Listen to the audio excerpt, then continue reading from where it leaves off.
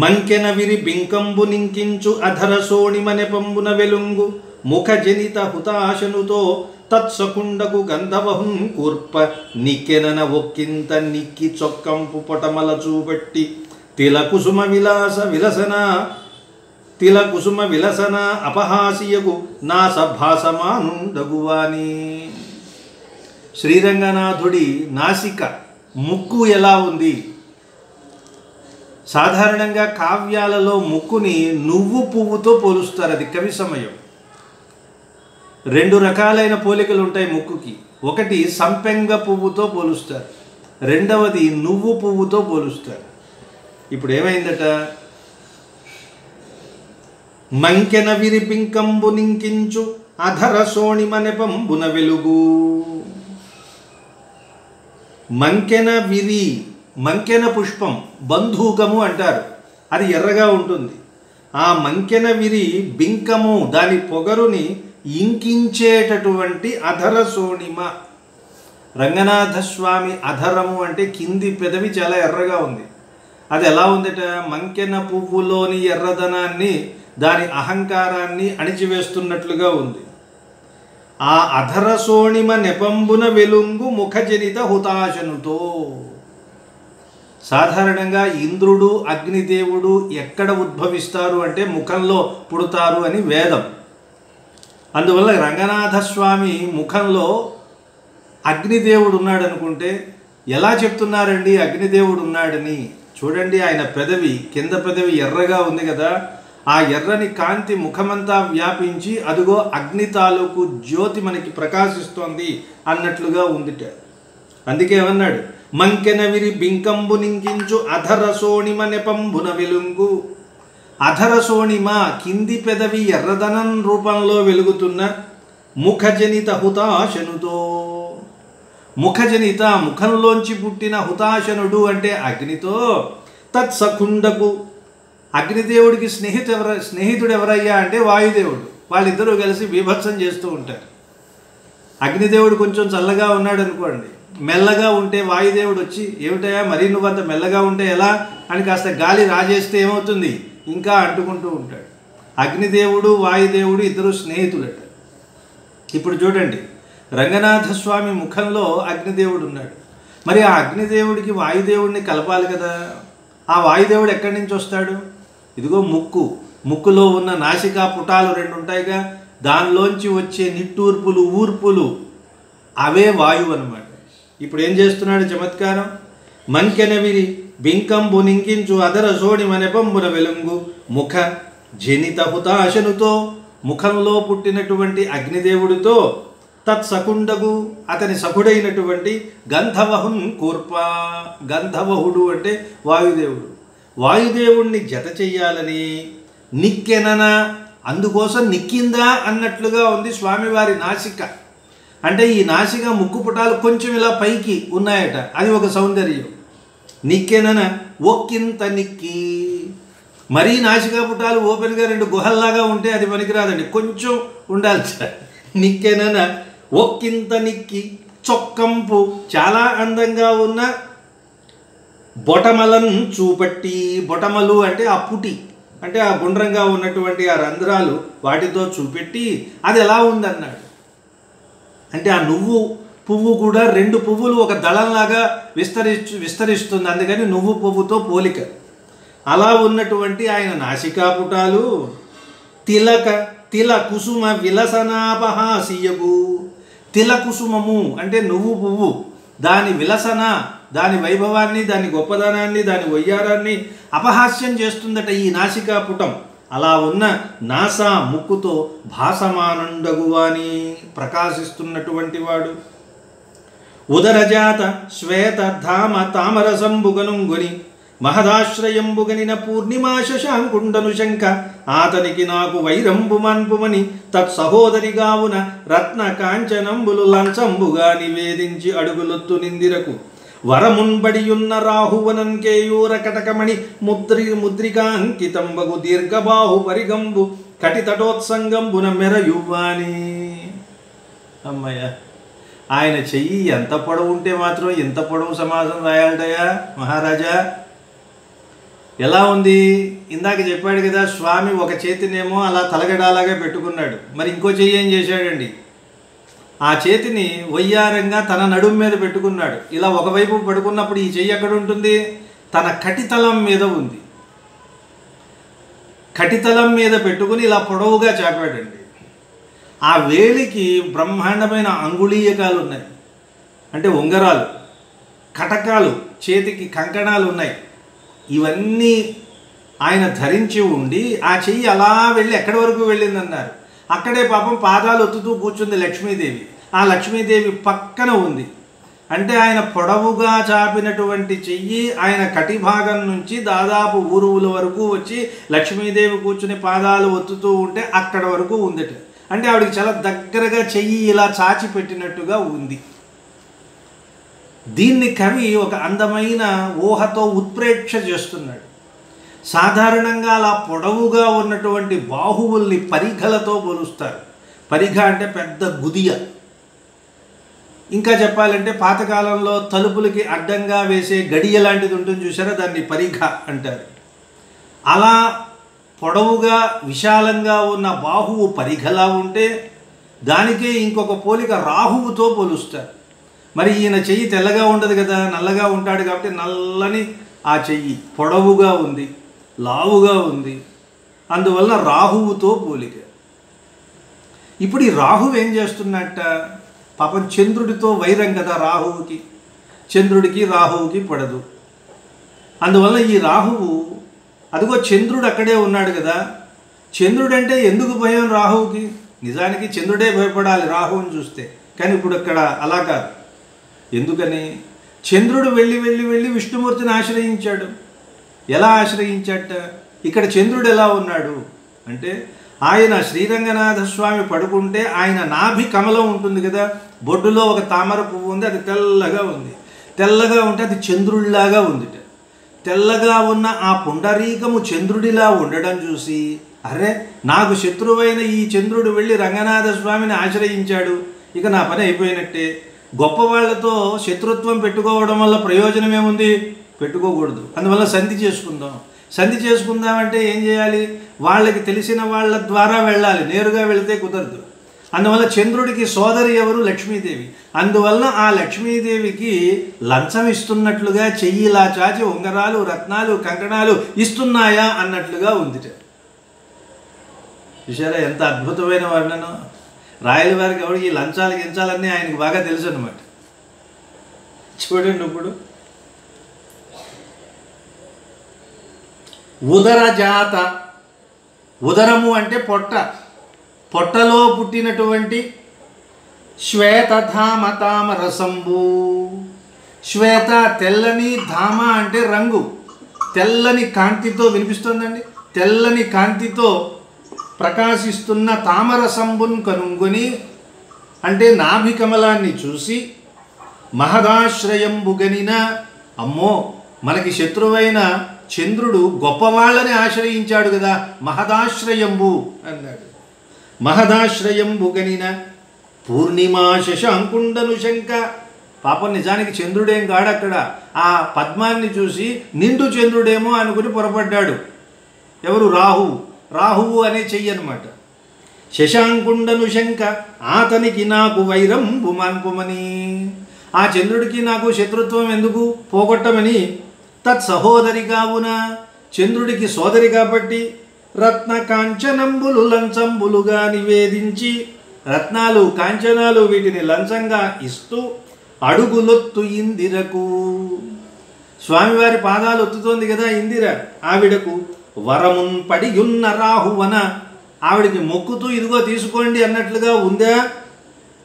ఉన్నటువంటి రాహువా అన్నట్లుగా కేయూర కటకమణి ముద్రికాంకితంబగు దీర్ఘబాహు పరిగంబు.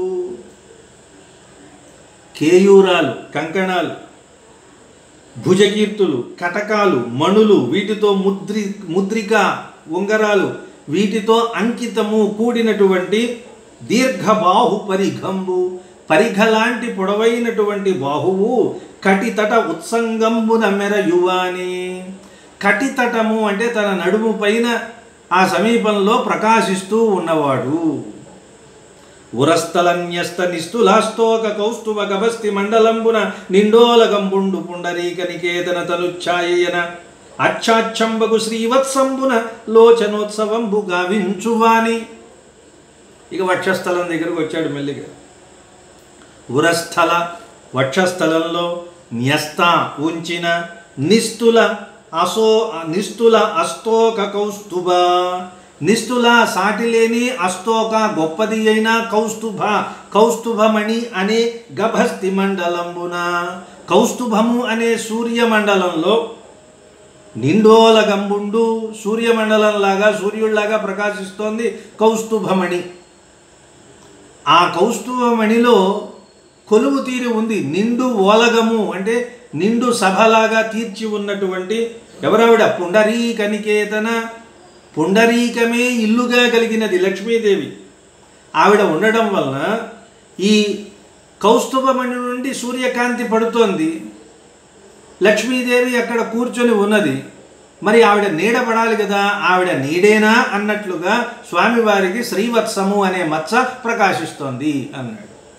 పుండరీక నికేతన తనుఛాయనన్, దేహఛాయ అన్నట్లుగా అచ్చాచ్చంబగు శ్రీవత్సంబున. అచ్చాచ్చము అంటే స్పష్టాతి స్పష్టము, బాగా తెల్లగా ఉన్న, స్వచ్ఛంగా ఉన్న శ్రీవత్సంబున లోచనోత్సవంబు గావించువాని. ఆ శ్రీవత్సాన్ని చూస్తే మన కళ్ళకు ఆనందాన్ని కలిగించేవాడు, పండుగ కలిగించేవాడు స్వామి. విజిత మృగనాభినాభి సౌరభ్యంబునకు నెగయు ఉత్తుంగ భృంగమాలికయన మెరయు అసిత పేశల తులసీ పలాశ దామంబున అభిరామ కోమలాలంకృతి యగువాని. నాభిలో ఒక కమలం ఉంది. ఆ నాభి కమలం యొక్క పరిమళం ఎలా ఉందట? కస్తూరి పరిమళం కంటే ప్రకాశిస్తోంది. ఆ కస్తూరి పరిమళం కోసం విజిత మృగనాభినాభి సౌరభ్యంబునకు నెగయు ఉత్తుంగ భృంగమాలికయు. అందులో ఉన్న పరిమళం కోసం బాగా పైకి ఎగుస్తున్నటువంటి తుమ్మెదల బారులు అవి ఇలా పైకొచ్చాయా అన్నట్లుగా నల్లగా ఉన్న మెరయు ప్రకాశిస్తున్న అసిత పేశల తులసి పలాశదామంబున. అసిత అంటే తెల్లగా లేని అంటే నల్లగా ఉన్న. తులసి ఎలాగో తెల్లగా ఉండదు కదా, అంటే ముదురు ఆకుపచ్చలో ఉండడాన్ని అసిత అంటారు. శ్యామల వర్ణం, అందుకే శ్యామ అంటే పచ్చదనం, ముదురు ఆకుపచ్చని శ్యామ అంటారు. అలాగే నలుపు అనే అర్థం కూడా వస్తుంది. అసిత పేశల తులసి పలాశదామంబున. అలా నల్లగా ఉన్న లేత తులసీ దళాలతో తయారు చేసిన ఒక దామంతో అంటే ఒక హారాన్ని మెడలో ధరించి అభిరామ మనసుని దోచుకునేలాగా కోమలమైన అలంకృతి యగువాని, సుకుమారమైన అలంకారాన్ని ధరించి ఉన్నట్టు. పాపమైన కపట కరటి విరోధి అయి అసుర ఉసురుంగొని మగుడ మనుజాంగంబునంగీకరించునిడ తలంపంబడమినట్లనయుండెనన బడుగగు నడుము పస కడునొడిక మగువాని. కడునొడికము అంటే మంచి వయ్యారం కలిగిన వాడు. ఎలాంటి వయ్యారంట? పాపం ఆయన అంతకుముందు ఒక దొంగ సింహం వేషం వేసుకున్నాడు నరసింహావతారంలో.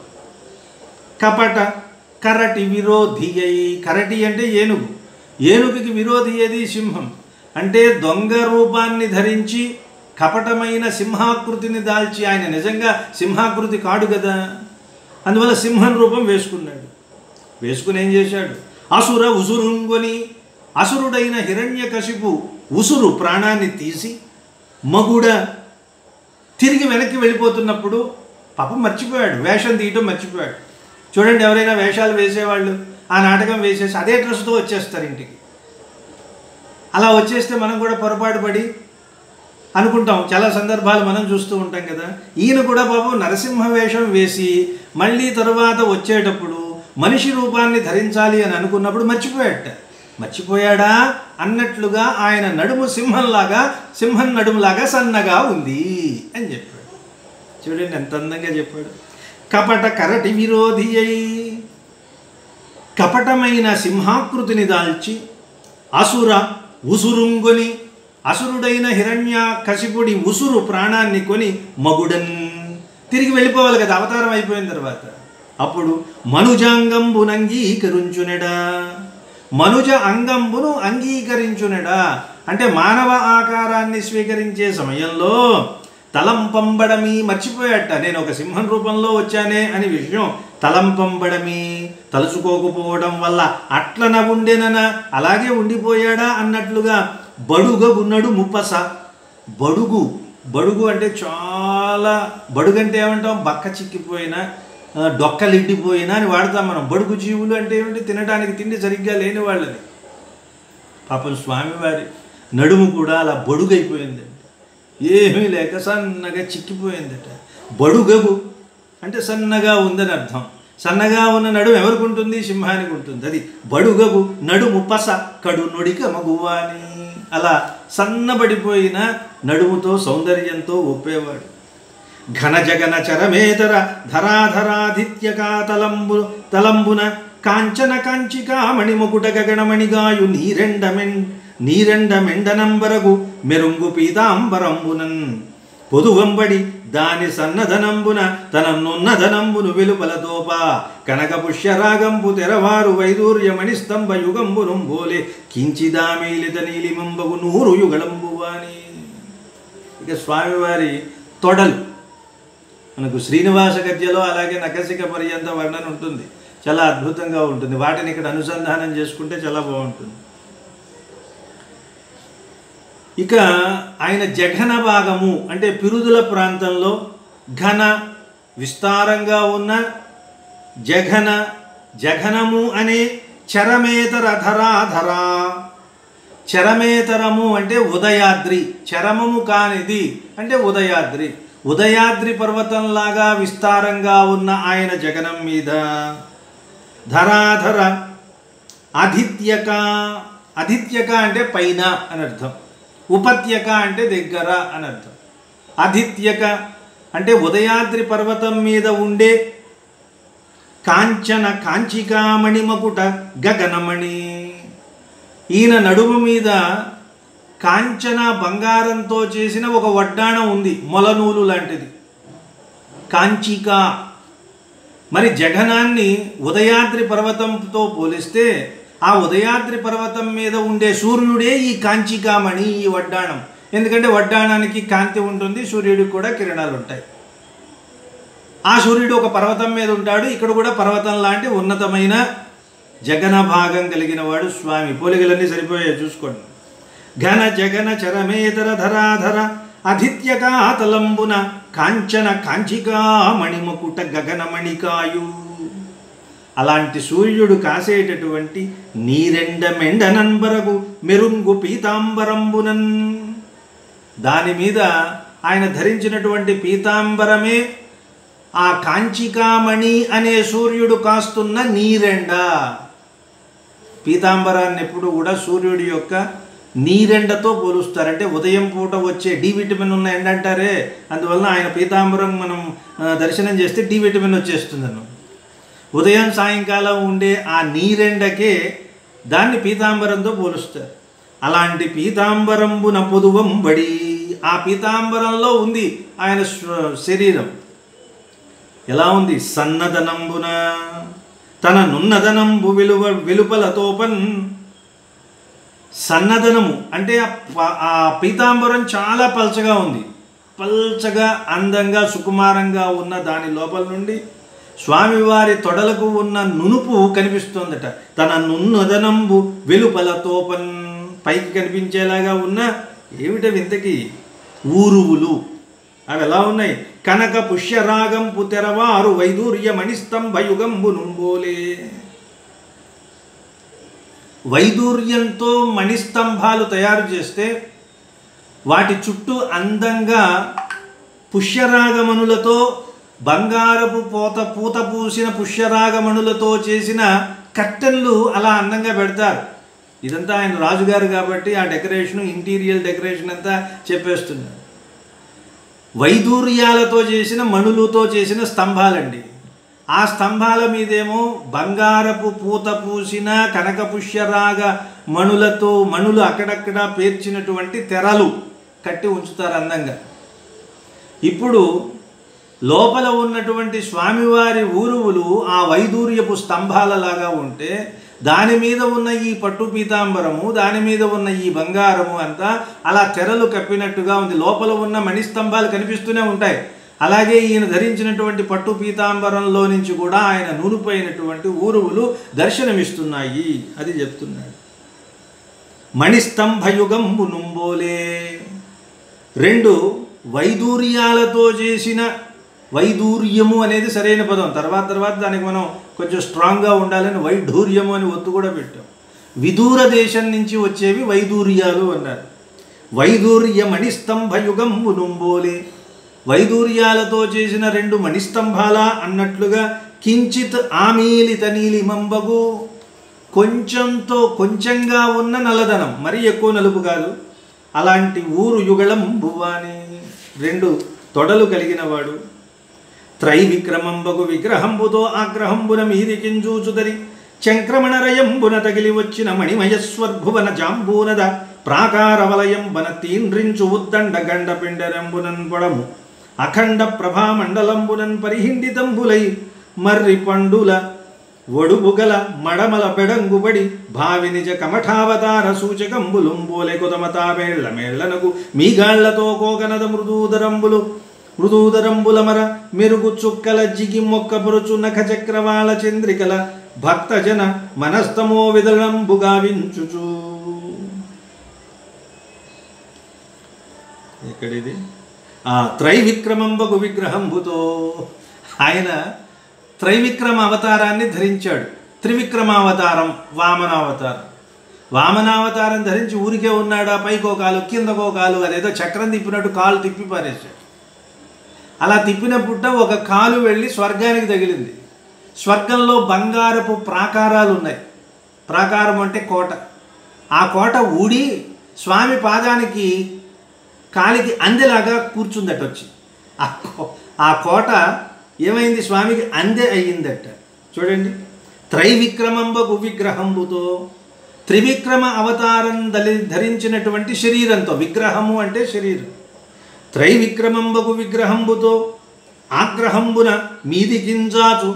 ఆగ్రహంతో మీదికి చాచినటువంటి తరి. అలా చాచినప్పుడు చంక్రమణ రయంబున. చంక్రమణం అంటే తిరగడం. ఆ తిరిగే వేగంతో తగులుకుని వచ్చిన మణిమయ మణులతో నిండిన స్వర్భువన, స్వర్గానికి సంబంధించిన జాంబూనద బంగారపు ప్రాకార వలయంబనన్. ప్రాకారపు రింగా వలయమా అన్నట్లుగా పరిహిండితంబులై కూర్పబడినటువంటి. పరిహిండనము అంటే కూర్చుట. పరిహిండితంబులై అలా ఆ కటకం ఒకటి ధరించి దాంట్లో మణులు ఉన్నాయి. ఇది ఎక్కడదండి అంటే త్రివిక్రమావతారం ధరించినప్పుడు కాలు ఇలా విసరడంతో స్వర్గంలో ఉన్న కోట, ఆ తాలూకు గుండ్రంగా ఉన్న ఆ కోట ప్రాకార వలయం వచ్చి ఇదిగో ఈయనకి కాలికి ఆభరణంలాగా అతుక్కుపోయిందా అన్నట్లుగా ఉంటే అది పాదం తాలూకు కడియం వ్యవహారం. మరి ఆయన పాదం ఎలా ఉందండి? ఏ రంగులో ఉందండి? మర్రి పండుల ఒడుపు గల. మర్రిపండు రంగట. మడమలు ఏ రంగులో ఉన్నాయి? మర్రిపండు రంగులో ఉన్నాయి. అలాంటి వడువు గల మడమల బెడంగుపడి. బెడంగు అంటే ప్రకాశించటం. మర్రి పండుల రంగులో ప్రకాశిస్తున్న మడమలతో. ఆ మడమల్ని చూడగానే,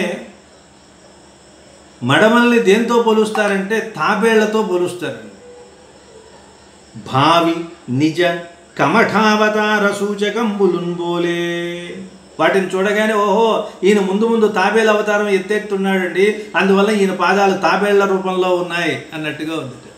భవిష్యత్తులో ఎత్తబోయే కమఠ రూపాన్ని గుర్తు చేస్తున్నట్లుగా కొదమ మేళ్లనగు మీగాళ్లతో. అది మళ్ళీ తాబేళ్ళు కూడా సీనియర్ మోస్ట్ తాబేళ్ళు కాదు, లేత తాబేళ్ళు. తాబేలు జీవితం, దాని చరిత్ర, దాని వయసు మనం ఎవడం చెప్పలేమన్నమాట. అందుకే దానికి ఆది కూర్మము అంటారు. కొన్ని వేల కోట్ల సంవత్సరాలు బతుకుతుంది అది. అలాంటి ముదురు తాబేళ్ళు కాదు ఇక్కడ, లేత తాబేళ్ళు. కొదమ మేళ్లనగు అంటే ఆ తాబేళ్లకు సంబంధించిన మేలు అంటే ఒప్పు, దాని అందంతో కూడిన మీగాళ్ళు అంటే పై పాదాలు. పాదానికి పైన ఉన్నటువంటి దాన్ని తాబేళ్లతో పోలుస్తారు, దాన్ని మీగాళ్ళు అంటారు. అంటే వేళ్ళకి పైన ఉన్నటువంటి చర్మ ప్రాంతం ఉంటుంది, దాన్ని మీగాలు, దాన్ని తాబేళ్లతో పోలుస్తారు. అలాంటి తాబేళ్ల సౌందర్యంతో ఒప్పేటటువంటి మీగాళ్లతో కోకనద మృదూదరంబులు అమర. కోకనదము ఇంకా చెప్పాలంటే అది ఎర్ర కలువల్లాంటి మృదుత్వంతో కూడి ఉన్నాయి. అమర మెరుగు చుక్కలజ్జికి మొక్కపరుచు నఖ చక్రవాళ చంద్రికల. వెనకాల మడమలు, తర్వాత మీగాళ్ళు, కొంచెం ముందుకు వచ్చాడు ఆయన పాదాలకు ఉన్న వేళ్లకు ఉన్న గోళ్ళు. ఆ గోళ్ళు ఏమిటట? ఒక్కొక్కటి ఒక్కొక్క చంద్రిక, వెన్నెలలు.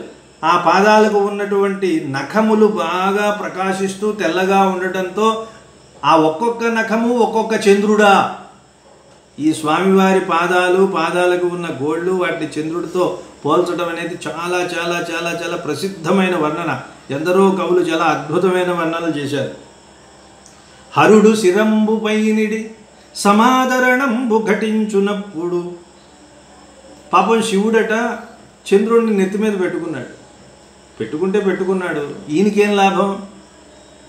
ఈశ్వరుడికి బాగా లాభం కలిగింది. ఎందుకని ఇద్దరు భార్యలు పెట్టే పోరు నుంచి ఆయనకి చల్లగా అమృతం చిలికిస్తూ ఉంటాడు కాబట్టి ఆయనకి హాయిగా ఉంటుంది, చల్లగా ఉంటాడు, ప్రశాంతంగా ఉంటాడు, బీపీ లేకుండా ఉంటాడు, బాగుంది. మరి చంద్రుడికి ఏమిటి లాభం?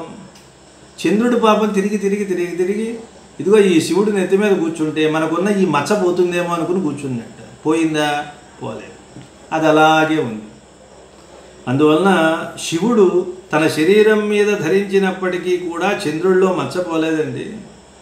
అందుకని చంద్రుడు పాపం వెతికి వచ్చి ఇదిగో వెంకటేశ్వర స్వామి వారి పాదాలను ఆశ్రయించాడు.